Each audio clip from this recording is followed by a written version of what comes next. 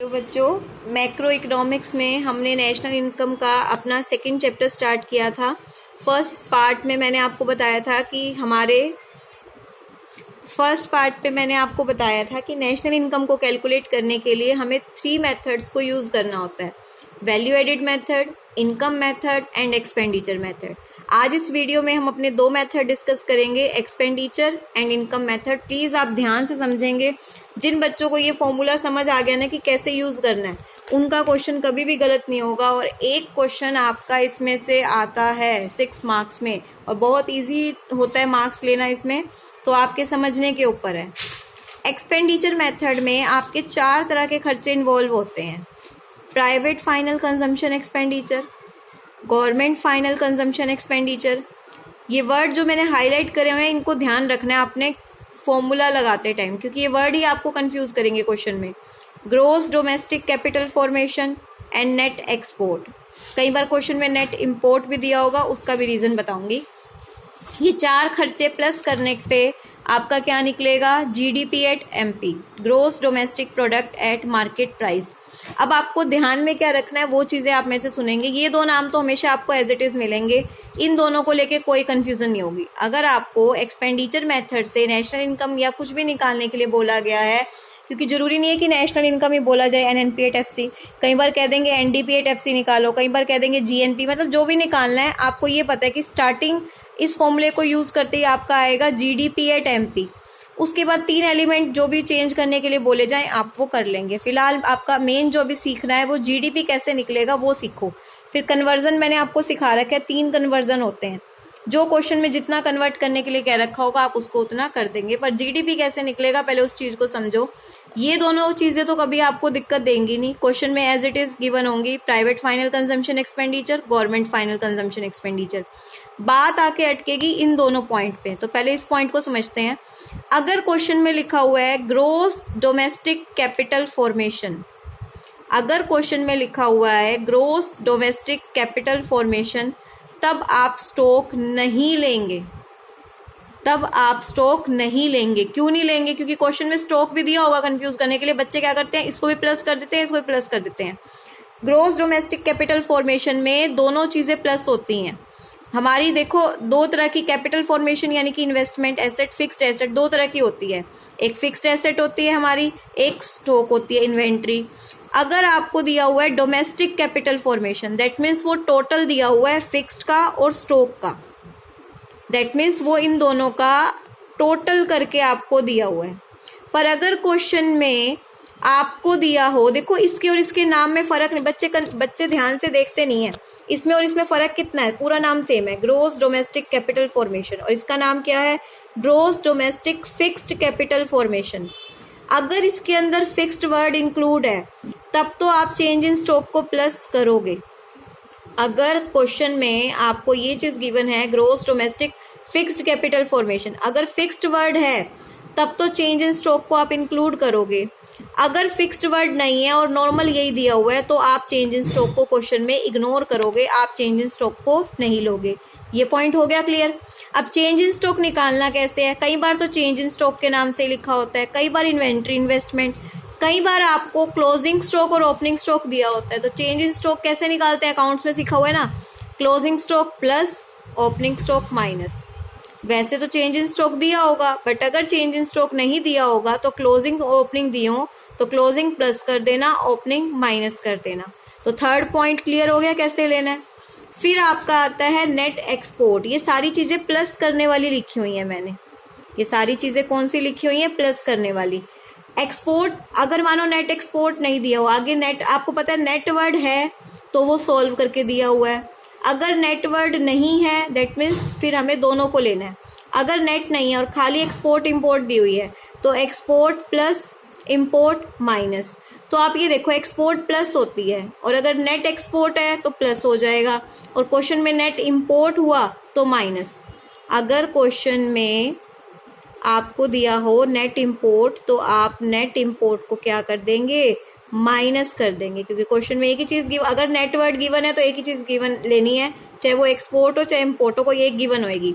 अगर एक्सपोर्ट है तो प्लस कर देंगे और इम्पोर्ट है तो माइनस कर देंगे। क्लियर है? तो फॉर्मूला समझ आ गया। ये 4 चीज़ें आपके सामने, इन चारों को लेते ही हमारी क्या आ जाएगी, जीडीपी। तो क्वेश्चन में आपको भी मैं न्यूमेरिकल करवाऊंगी, समझ आ जाएगा। जीडीपी एट एमपी निकालने के लिए आप क्या करेंगे, private final consumption expenditure, government final consumption expenditure, gross domestic capital formation. इसमें 2 चीज़ें आती हैं, फिक्स्ड और चेंज इन स्टॉक। अगर ग्रोस डोमेस्टिक दिया हुआ तो देखो मैंने चेंज इन स्टॉक को नहीं लिया, अगर फिक्स्ड होता तो मैं चेंज इन स्टॉक को ऐड करती, प्लस नेट एक्सपोर्ट, और इंपोर्ट होता तो मैं क्या करती, माइनस। अब आपका जीडीपी एट एमपी आ गया। अगर आपको कहा गया नेशनल इनकम निकालो, नेशनल इनकम का कोड क्या होता है, एनएनपी एट एफसी। ग्रोस से नेट में जाने के लिए डेप्रिसिएशन माइनस, कल सीखा था। फिर डोमेस्टिक से नेशनल में जाने के लिए factor income from abroad plus factor income to abroad minus. अब नेट है, यहाँ पे नेट है तो आपको पता है फिर हम एक ही लेंगे, फ्रॉम वाली है तो प्लस कर देंगे, अगर यहाँ पे 2 होता तो मैं माइनस कर देती। इसी तरह नेट वर्ड है तो net indirect tax minus, net ना होता खाली इनडायरेक्ट टैक्स होते तो क्या करते, indirect tax minus subsidy plus. Clear है, तो ये फॉर्मूला बिल्कुल आपके सामने है। अब एक चीज और इसमें सीखने की है, देखो मैंने यहाँ पे हाईलाइट किया था ग्रोस को, अब इसका रीजन तुम्हें बताती हूँ। अगर यहाँ पे ग्रोस है तो निकलेगा जीडीपी, क्योंकि जी का मतलब क्या होता है, ग्रोस। पर अगर क्वेश्चन में आपको ग्रोस की जगह क्या लिखा हो, नेट डोमेस्टिक कैपिटल फॉर्मेशन, यहाँ पे ग्रोस की जगह कई बार क्वेश्चन में नेट वर्ड दिया होता है। यानी कि इस चीज में हमें 2 बातें ध्यान रखनी है, एक तो ग्रोस है या नेट है। ग्रोस नेट है तो डिपेंड करेगा यहाँ पे जी आएगा या एन आएगा, और अगर फिक्स्ड है या नहीं है। फिक्स्ड है तो ये लेना है, फिक्स्ड नहीं है तो फिर ये नहीं लेना। तो ये 2 बातें इसके अंदर छुपी हुई थी, ये तो मैंने बता दी थी। अब बात आती है ग्रोस की, अगर ग्रोस है तो जीडीपी निकलेगा, पर अगर इसमें नेट दिया हुआ है तो वो क्या निकलेगा, एनडीपी एट एमपी। यानी कि ये जी एन में चेंज हो गया, वो डी वहीं का वहीं है, एमपी वहीं का वहीं है। तो नेशनल इनकम निकालने के लिए क्या करना पड़ेगा, एन तो ऑलरेडी है, डोमेस्टिक को नेशनल में करने के लिए net factor income from abroad plus, और फैक्टर कोस्ट, सॉरी ये एमपी है, एमपी को एफसी में करने के लिए नेट इनडायरेक्ट टैक्स माइनस। तो पूरा आपका क्या है इसमें, ये फॉर्मूला पूरा हो चुका है। अब हम एक बार करते हैं क्वेश्चन, एक मिनट, कुछ क्वेश्चंस देखते हैं हम। पहले नेशनल इनकम के एक्सपेंडिचर मेथड के ही देखते हैं हम। एक्सपेंडिचर मेथड देखिए कहाँ कहाँ पे है, ये रहा। आपको एग्जाम में पूरा 6 मार्क्स का क्वेश्चन ऐसे आएगा, इतनी सारी चीजें दी होंगी, बस आपको अपने काम की चीजें ढूंढनी है। मैंने हाईलाइट कर दी है आपके लिए ताकि आपको इजीली समझ आ जाए। फर्स्ट देखिए आपका एक्सपेंडिचर मेथड, इनकम मेथड पे भी हम ध्यान नहीं दे रहे, पहले एक्सपेंडिचर मेथड देखिए। आपको कहा गया नेशनल इनकम कैलकुलेट करो एक्सपेंडिचर मेथड से। पूरे क्वेश्चन में अपना फॉर्मूला याद रखो, फॉर्मूले वाइज चीजें लेके आओ।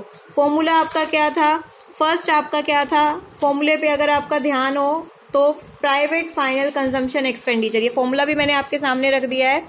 आप अपने फॉर्मूले पे एक एक करके चीज लेके चलो। पहला है आपका प्राइवेट फाइनल, इसमें ढूंढो कहाँ पे है आपका प्राइवेट फाइनल, ये तो है जी गवर्नमेंट, ये नीचे दिखा आपको प्राइवेट फाइनल कंजम्पशन एक्सपेंडिचर। चलो एक तो मैंने ये प्लस कर दिया, दूसरा होता है गवर्नमेंट एक्सपेंडिचर, गवर्नमेंट भी प्लस कर दिया। तीसरा मेरा क्या होता है अगर आपको ध्यान हो, तीसरा मेरा था ग्रोस डोमेस्टिक कैपिटल फॉर्मेशन। अब कैपिटल फॉर्मेशन इसमें ढूंढो कहीं पे है, अगर स्टार्टिंग से लेके आप एंड तक देखोगे तो कैपिटल फॉर्मेशन तो कहीं पे नहीं है, पर आपको क्या दिया हुआ है, addition to stock of capital. Stock of capital में ऐड होना, that means change in stock. तो कैपिटल फॉर्मेशन नहीं है पर स्टॉक है तो स्टॉक तो लेंगे, चलो स्टॉक को प्लस कर देते हैं। उसके बाद आप ढूंढो नेट इम्पोर्ट या एक्सपोर्ट, तो आपको ये देखो इम्पोर्ट ओवर एक्सपोर्ट दिए हुए हैं, यानी कि एक्सेस ऑफ इम्पोर्ट, इम्पोर्ट ज़्यादा है। इम्पोर्ट ज़्यादा का मतलब ये हमें क्या दिया हुआ है, नेट इम्पोर्ट दी हुई है, ये हमें क्या दी हुई है, नेट इम्पोर्ट। इसको मैं क्या कर दूंगी, माइनस, इसको मैं क्या कर दूंगी, माइनस।